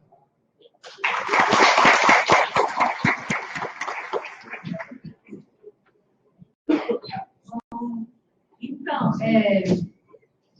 vou falar um pouquinho do nosso trabalho aqui. Ele vem acontecendo durante todo esse tempo que nós trabalhamos aqui. Eu e o professor Henrique. O professor Henrique chegou em 95, e eu cheguei em 97. Então, faz muito tempo. No tempo que o professor Henrique se aproximou aqui, ele foi bastante pioneiro no trabalho dele, né? Porque é um trabalho sobre africanidades, sobre relações étnico-raciais na perspectiva das africanidades, e ele não é da educação propriamente dito, ele é das tecnologias, ele tem um trabalho excepcional, com temas muito diversos, né? Mas ele sempre fez questão da educação, sempre fez questão também da história, porque também ele tem formação em história também, história das africanidades, enfim, ele tem um currículo muito amplo. Então, devido a isso, ele começou esse trabalho, mesmo estando nas tecnologias, ele procurou logo as pessoas da educação, sabendo da importância que é a educação para as nossas conquistas históricas, a importância que vinha acontecendo com todas as mudanças que nós temos visto nesses últimos 25 a 30 anos. Então, quando ele chegou aqui, ele então, começou logo a ter essa colaboração próxima, de ser professor permanente também naquele tempo da pós-graduação, da educação, ao mesmo tempo que ele continua sempre atuando na área dele, das tecnologias. Então, quando eu entrei aqui, eu me interessei, na verdade, eu entrei aqui pela área da educação popular, que é uma área que eu faço muita questão, né? Realmente, eu vim da UES para cá, através do concurso, e aí eu comecei, então, a trabalhar com essa área de educação popular, que eu já vinha fazendo lá na UES. Sendo que eu preciso informar vocês que eu não sou brasileira, então eu tenho um percurso um pouco assim, atípico, porque eu estive muito tempo na Europa, em outros lugares, em outros países, e também conheci o Caribe, mas não tenho vivido tanto lá, tenho vivido um tempo que eu tenho vivido mais, digamos, dentro da América Latina, tem sido no Brasil, né? Então, o Brasil é realmente também minha pátria, né? Porque eu nasci em Cuba, eu sou de pai haitiano, morei bastante na Europa com eles, mas eu estou aqui mais ou menos a metade da minha vida tem sido no Brasil. Então, está bem equilibrado. Nesse sentido, eu me sinto totalmente envolvida com as questões aqui do Brasil, né? Então, quando nós começamos a participar juntos de bancos e tudo, eu senti a necessidade de trabalhar essa área também. E junto com isso também nós tínhamos também contato, pelo menos eu tive contato com também os povos indígenas, né, que estavam bem naquele tempo, no momento de conquistar mais visibilidade, né? Sempre estiveram aqui, mas naquele momento os povos indígenas do Ceará estavam conquistando uma grande visibilidade, e então eu estive orientando o professor Fábio Cortes, que hoje é professor aqui da nossa casa, que é o meu colega. Então, começou muito com o trabalho com os povos indígenas, mas, em paralelo, eu estava sempre nesse acompanhamento das questões também das africanidades. Então, passei um tempo nessa relação com os povos indígenas, foi através do magistério indígena na Tremembé, que foi de nível médio, foram os primeiros magistérios que aconteceram naquele tempo, foi exatamente nesse período de 2000, 2001, 2004, até 2004. E a partir disso, desde 2000 e 2001, também comecei a trabalhar com as africanidades, junto com o professor em Cunha. E dentro de tudo isso que já foi falado aqui, nós aqui na nossa área, nós gostamos muito também de inovação, né? Nós gostamos também muito de inovação e da criatividade, mas nós trabalhamos isso dentro das nossas áreas. Então, no nosso caso, nós temos trabalhado muito essa redefinição epistemológica, né, onde questionamos a centralidade excessiva, a nosso ver, né, da influência europeia. Nós também queremos que se trabalhem esses outros elementos, que são aqueles que historicamente vêm sendo discriminados, então as africanidades, as indigeneidades. E aí nós temos feito isso e trabalhamos muito nessa questão de renovar e repensar os currículos, repensar. E nós sabemos que temos duas leis muito importantes, né? A Lei 3.639 e a 11.645, que foram muito importantes, porque a primeira vez que nós tivemos política curricular que contemplasse os povos, tanto os povos descendentes de africanos, como os povos originários. E esses elementos estão sendo obrigatórios nos currículos das escolas desde 2003, desde a primeira gestão Lula. E aí nós ficamos mais envolvidos ainda do que antes com essas questões.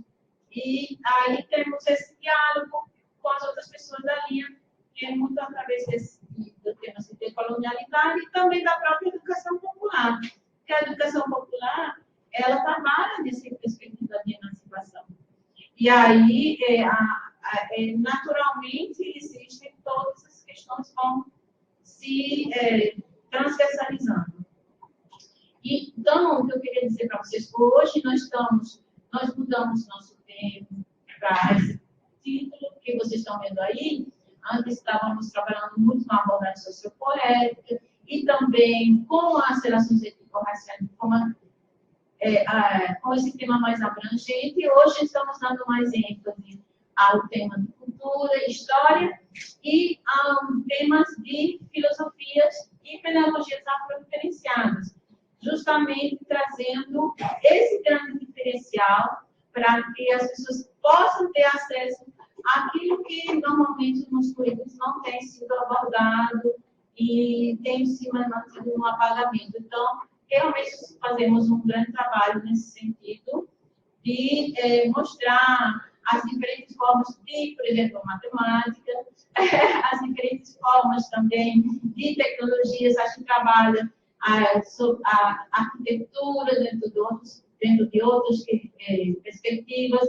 Quem está fazendo isso é o professor Henrique, por isso que ele está no Benin, porque ele foi convidado dentro de um projeto que vai discutir a arquitetura africana, né? E então, ele tem feito esse trabalho de trazer esses elementos que são desse tipo dessa parte da ciência. Mas ele também transversaliza sobre as questões da educação. Então, o nosso eixo ele trabalha com isso. Vocês estão sendo muito bem-vindos para se aliarem a essas questões. Não precisa ser necessariamente, né, orientando nosso para se achegar, né? Nós temos esse grupo de pesquisa que é do coordenado aqui do professor João Figueiredo, e eu também estou coordenando o núcleo das africanidades cearenses. Nós paramos um bom tempo, né? Porque teve essa pandemia aqui, e ficamos interligando as componentes, né? Então, porque as pessoas estavam com uma mente muito preocupada por questões difíceis. Então, mas agora nós estamos retornando, nós temos 2 eventos que acontecem: o Artefatos da Cultura Negra, que acontece no Cariri, coordenado pelo professor Henrique Cunha, com a professora Cícera Nunes, lá da UCA. Todo ano, em setembro, tem. E tem o Memórias de Baobá, que nós já realizamos aqui em Fortaleza. E ano passado nós retomamos depois de uma parada que foi devido à pandemia e suas consequências. Mas agora nós já estamos retomando. Então, vocês podem participar também da construção, do que vocês tiverem interesse, só se achegarem. Nós temos as componentes, vocês já estão com os nomes das componentes. Fiquem à vontade de participar das nossas, que várias delas são abertas, né? Não precisa ser somente o pessoal da nossa linha, né? Nesse semestre. Então, você pode se achegar também para essas componentes, que estão abertas para as pessoas de outras linhas, são optativas. Diga aí. A empresa vai estar com vocês, tem algum perfil nas redes sociais? Sim, nós temos, do NASCE nós temos do NASCE, a gente quer saber se talvez da linha, né? Eu vou pesquisar, até é interessante a gente fazer uma reforma aí para também ter uma da linha, mas nós temos dos grupos, né? E nós temos do NASCE e nós temos do GEAD, né? Então, vocês encontram no Instagram e a gente vai informando quando tiver qualquer coisa que for começar, quiser tomar nossos encontros, a gente vai informando. E a gente vai também informando pelo CIGA, né? A gente também procura vocês pelo CIGA.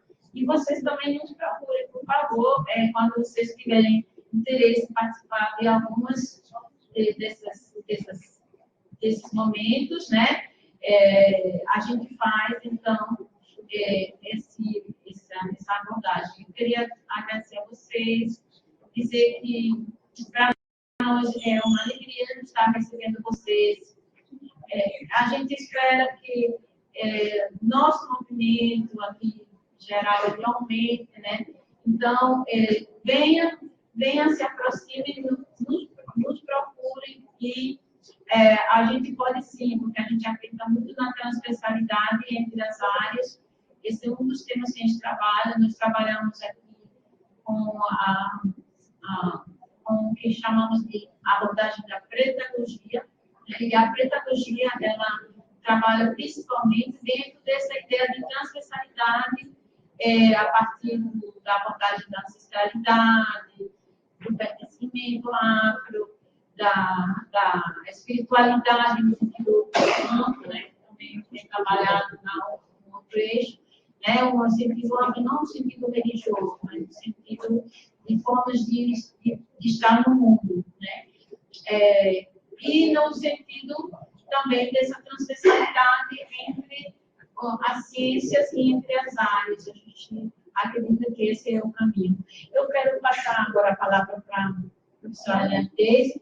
Então, agradeço a vocês por esse momento que nós estamos tendo e teremos mais, né? Teremos outros momentos. Sempre que a gente estiver fazendo alguma coisa, a gente irá informar vocês e convidar vocês. Muito grata por esse momento.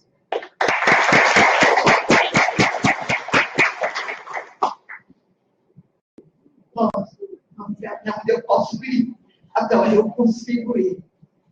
Bom, vocês estão vendo meu nome aqui sozinho, não vou de redes sociais, por um motivo, todo mundo já sabe. O companheiro da professora Leandese, eu estou informando, tá? Porque nem todo mundo sabe, né? Que partiu, né, para outro plano e estamos vivendo essa elaboração, né? Provavelmente esse eixo, onde eu estou sozinho, dinâmica social da educação do plano jovens e adultos, provavelmente a gente vai ter que dar um jeito, porque não tem como eu ficar sozinha, porque trabalhava comigo nas várias áreas de pesquisa, ele só não trabalhava com alfabetização, porque eu também trabalho com alfabetização de jovens e adultos, né? Mas todas as outras áreas de campo e das águas também, por último, né? Ele foi fazer um pós-doutorado no Pará, e lá eu levei um projeto de pesquisa que eu trabalhei com professoras, né? Porque era numa região na beira do rio, no Pará, em Abaetetuba. Então, eu trabalhei com povos das águas, né? Professoras da EJA, em comunidades ali na beira do rio. E nas ilhas, né? 72 ilhas tinha esse município lá onde a gente foi trabalhar. Então, provavelmente eu seja mais antiga que na faculdade hoje, porque eu entrei aqui em 1991, assim que eu terminei o doutorado. Eu estudei aqui a minha vida todinha, mas fui fazer no exterior. Fiz um mestrado em Pernambuco em Psicologia Cognitiva. Depois eu fui para a Inglaterra, fiz o doutorado. E fiquei bastante tempo lá, porque a gente foi de Antônio fazer o projeto. Voltei para o pós-doutorado. E logo depois que a gente voltou, pouco antes da pandemia, a gente foi para o Pará. Foi quando eu comecei a trabalhar com povos das águas. Muito interessante, porque cada grupo social novo que a gente... Eu sou muito aberta para aprender, tá? Essa cara com essa idade, mas eu ainda acho que eu aprendo, né? Hoje mesmo aqui eu já ouvi umas coisas que eu não sabia. Então, a gente... Vou dizer mais ou menos aqui as temáticas que eu tenho trabalhado ao longo desse período. Eu entrei aqui em 1991. Foi quando eu terminei meu doutorado. Então, eu terminei em 91, aí em seguida a gente voltou para Fortaleza e eu fiz concurso para a faculdade.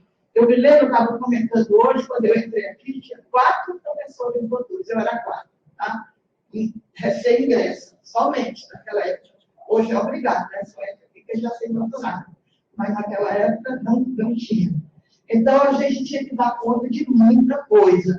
Também a gente só tinha mestrado, né? Naquela época, até 1994, a gente só tinha mestrado. Eu fui coordenadora pela pós-graduação por 2 vezes, fiquei 6 anos na pós-graduação.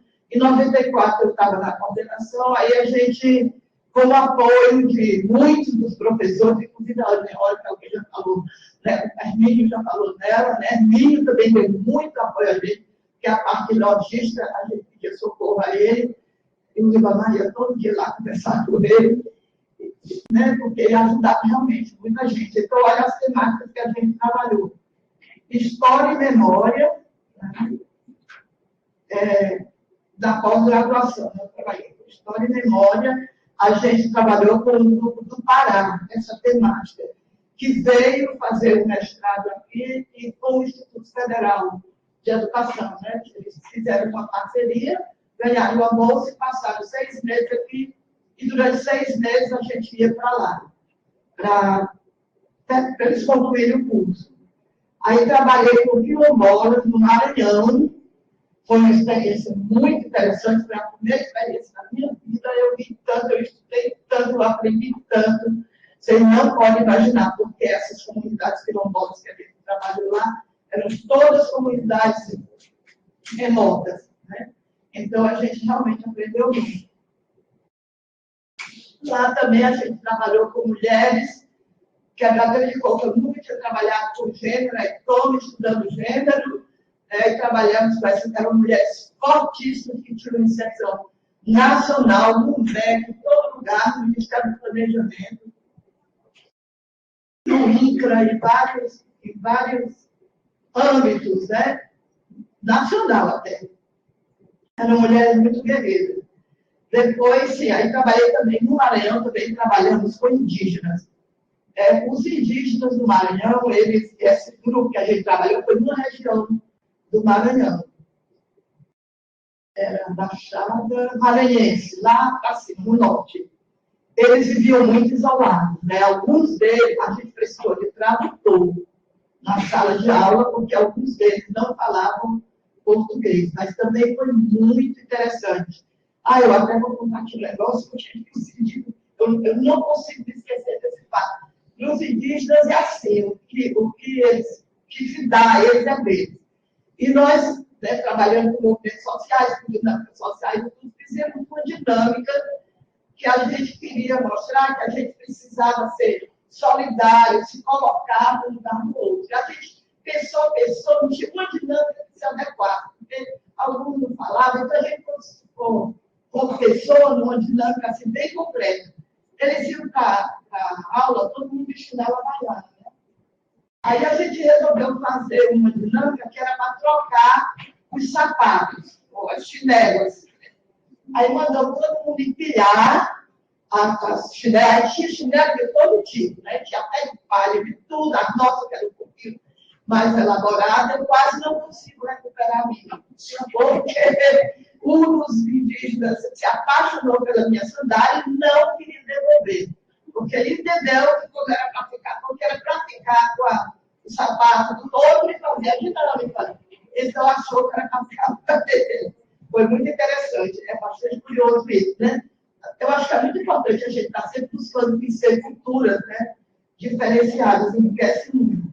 Também trabalhamos aqui em Fortaleza com alguns bairros populares, como o Coxo do Palmeira, a Serrinha, aquele ali perto da UES, que chama ali por perto da UES.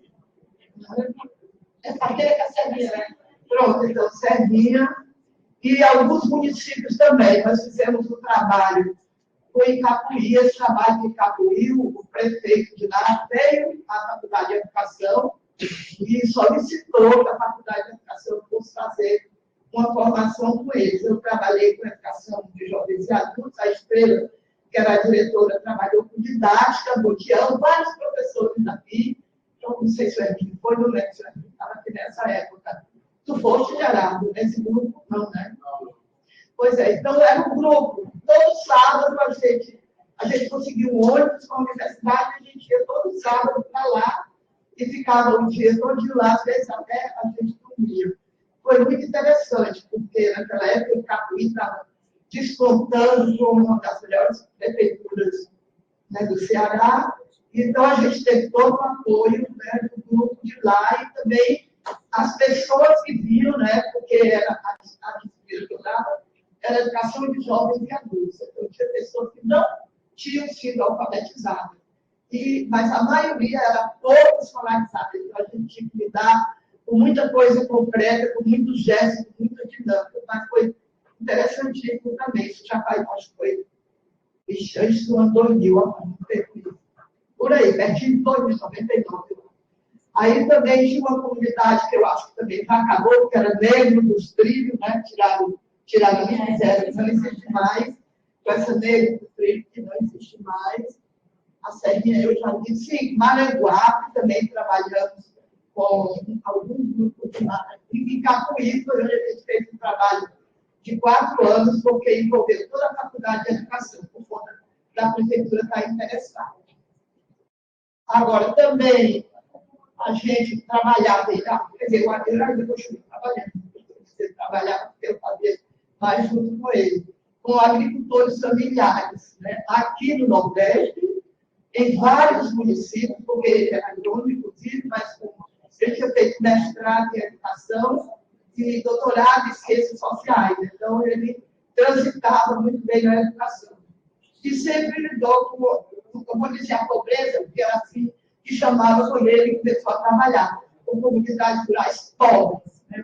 Então, ele tinha muita empatia e eu fui, né, acompanhando e eu me metia um pouco das coisas da agronomia e ele não só me meteu, ele se transferiu à educação, né? Porque ele também era sobre tudo aquilo. Aí, Povos das Águas, eu falei, né, onde a gente fez pesquisa e formação de professores, né, para ele. Aí, em 91, quando eu entrei aqui, a gente só tinha mestrado, eu disse, né? Depois foi criado o doutorado. Aí nós criamos, quando foi criado o doutorado, a gente criou um núcleo que chama NEJAN. Aí a gente já está ali com a sala, com os materiais, que é o Núcleo de Educação de Jovens de Adulto, História e Memória. Por conta desse grupo que veio do Pará, eu tive também que estudar muita coisa de História e Memória, que era a temática deles, e como veio que a faculdade, o UFC fez e convidou a Faculdade de Educação. E aí a gente dispôs, né, para ir trabalhar com eles. Lá e eles vinham aqui. Foi bastante interessante esse trabalho também. E, então, assim, agora, atualmente, eu não dou mais disciplina na graduação, mas continuo na pós, eu dei durante algum tempo a educação brasileira, mas agora eu estou só com pesquisa 2, que é a pesquisa para os alunos de doutorado. Eu vou explicar mais ou menos como é essa disciplina, porque, às vezes, os próprios orientadores, sem maldade, né, acham que os seus orientandos não precisam fazer, porque ele é orientador da conta da pesquisa do orientando. Mas nessa disciplina, pesquisa 2, a gente trabalha a pesquisa educacional de modo geral, claro que é no nível do doutorado, porque a pesquisa 1 é do mestrado, aí sim, aí tem conhecimentos mais básicos, né, de pesquisa. Mas aqui a gente trabalha, a gente faz só uma pequena introdução, um levantamento, para ter uma ideia qual é a base que os alunos têm de pesquisa, se já tem pesquisa feita antes, né, de ingressar no mestrado, e aí a gente, a partir daí, a gente seleciona, né, as temáticas que a gente pode trabalhar. Falou? Ou você já Então, aí a gente escolhe a temática que vai trabalhar. Então, atualmente, eu estou sem uma pesquisa montada, estou ainda amadurecendo isso, porque eu acabei de finalizar a que eu fiz no Pará. Porque na pandemia eu trabalhei, foi um drama lá em casa, eu adoeci, depois aconteceu o que aconteceu. Com o Juramar, eu estou retomando, tem pouco tempo. E ainda não fiz, terminei os relatórios, os trabalhos que eu tinha que escrever, porque foi muito rico essa pesquisa que eu fiz lá, porque era uma realidade que eu não conhecia. Uma coisa que mais me impressionou lá no Pará, porque era uma cidade, quer dizer, era Rio a cidade, mas vamos dizer, no interior, ficava a 40 e poucos quilômetros de Belém. E eu ficava impressionada como funcionava a educação de jovens e adultos naquele município. As turmas eram cheias, as professoras animalistas, eles tinham vários projetos, participavam de projetos na comunidade, porque nos últimos anos aqui, que eu ainda tentava levar alunos da graduação, era muito difícil conseguir alunos interessados em educação de adultos para ir para as comunidades ou para as escolas rurais. E lá eu trabalhei em várias escolas rurais, turmas cheias, né, da educação de jovens e adultos. Então, essa foi a última experiência, né, que eu tive de pesquisa, porque, como eu disse, eu ainda estou aqui pensando na minha próxima temática, mas é que eu só gosto de fazer isso depois que eu tenho o primeiro contato com os alunos na pesquisa, para poder, né, porque eu não vou sair da minha área, é claro, né, que é educação social, educação popular. Eu comecei só com a educação popular, depois a gente foi. Quando a gente fez essa reforma, você lembra que mudou o nome da minha, temos 8 anos, mas mais, né? Mais. Então, quando a gente modificou, foi, né? Que a gente criou a linha e os eixos. Então, a gente canalizava, centralizava a nossa pesquisa em torno da pesquisa dos alunos. Então, essa disciplina que eu dou, pesquisa 2, ela é basicamente assim, um aprofundamento, um amadurecimento e uma discussão coletiva das pesquisas dos alunos de doutorado. A pesquisa 1, eu não sei se vai ser ofertada, eu não vi, acho que não, né? Mas a 2 é para os alunos do doutorado. Algumas vezes, não, né? Excepcionalmente, tem, né? Excepcionalmente, quando o aluno não pode, por causa de horário, frequentar a pesquisa 1, independente do conhecimento do aluno para quem a pesquisa, a gente também pode receber lá, mas ela funciona assim, com base nas pesquisas dos alunos. Eu peço que os alunos façam um resumo da sua pesquisa, me dê um projeto, faço um resumo, eles apresentam o resumo, a gente discute no grupo, forma as equipes, e aí a gente vai aprofundar o projeto de cada um, né? O aluno apresenta como se ele estivesse fazendo defesa do seu projeto ou a sua qualificação. É bastante interessante essa disciplina, muito rica.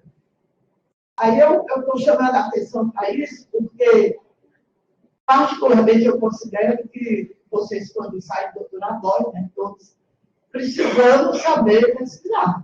Não dá para a gente sair tendo que ser doutor de uma pesquisa só, né? Que é a nossa.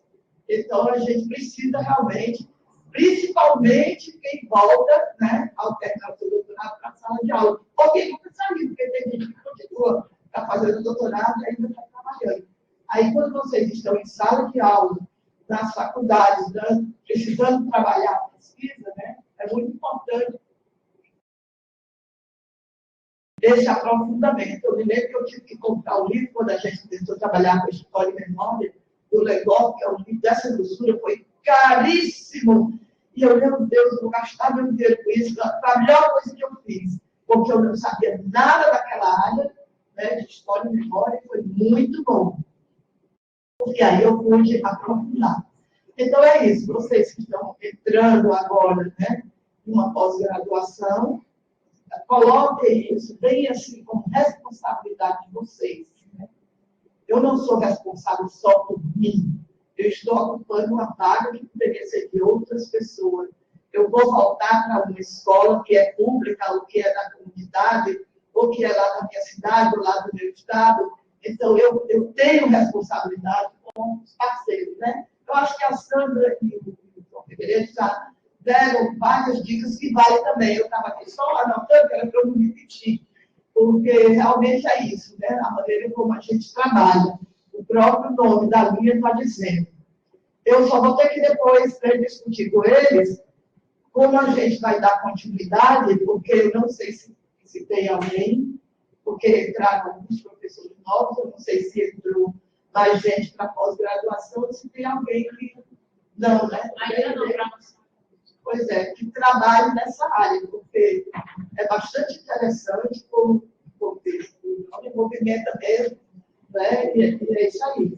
Então, mas de qualquer forma, mesmo que eu não esteja aqui todo dia, porque eu não estou vindo todo dia, eu venho no dia da reunião, quando tem reunião da pós e quando tem reunião da linha, a gente está se encontrando quinzenalmente, mas não retomamos ainda. Porque, assim, os meus alunos mais frequentes aqui na linha, está todo mundo na sua faculdade, trabalhando na pós-graduação, um grupo de pesquisa, né? Eu e o Coelho, aqui na UES, em vários locais, então, todo mundo sobrecarregado. Então, eu tenho que agora trabalhar para a gente construir um grupo novo, se tiver, né, alunos que queiram participar dessa área. Então, de qualquer forma, eu me coloco à disposição. Né? Aí vocês sabem como me encontrar, meu nome não é tão comum. Embora separadamente sejam, mas aí só minha mãe teve essa ideia de colocar, e só ela me chamava de Eliane. Interessante, né? Outra gente, outras pessoas, mas não aqui. Aqui no Ceará, fora, as pessoas me chamavam assim, na Inglaterra só me chamavam de Daisy, né? Quando eu fui estudar lá, porque é mais fácil para eles que Eliane é desenrolada, eu todo dia não consegue ter. Então lá eu era Daisy, para todos os efeitos. Mas por aqui eu não tem problema, se você chamar só de Eliane, não tem problema, mas eu gosto deste nome composto, né? Muito obrigada, desejo boa sorte para vocês.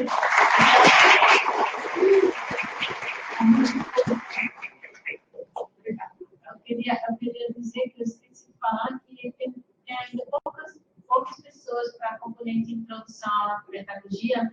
Se alguém tiver interesse, ainda tem um reajuste depois. Aí, para fazer essa matrícula, se tiverem interesse em conhecer a pedagogia. É isso. Vou trabalhar, na verdade, eu não olhei, porque o meu notebook não existe mais, eu estou falando de lá, está com problema. O computador fixo teve essa chuva de relâmpago, eu olho lá na segunda, acabou, eu vim para falar com você funcionar. Normal, ali é. Sim, tá bom. Eu sou muito amante da tecnologia, isso é verdade. Eu gosto mais, de teste a teste, cara a cara. Só ele dá para pensar se ele, afinal de contas, né? É uma tecnologia assim, diferenciada.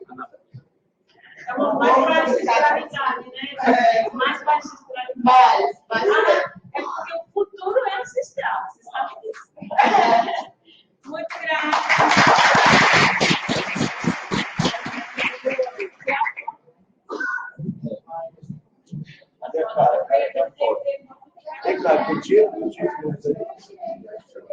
Pessoal, só lembrar o seguinte, tem que assinar a frequência. Pessoal novo, isso aqui é uma disciplina. Vale crédito. Sem ela, não conclui, é obrigatória, só ofertada uma vez por ano. Então, tem que perder agora só em 2025. Ok? E pode ter no máximo, não, tem que ter no máximo 75% de frequência. Se vacilar, ó, perdeu. E quem é o próximo agora é o pessoal da Filos, né? Não tem ninguém aqui da Filos, não. Vamos ver que talvez eles venham amanhã. Então, eu acredito que por hoje teve mais alguma coisa, cara. Fechamos hoje? Encerramos hoje, pessoal? Não tem coquetel hoje, ó.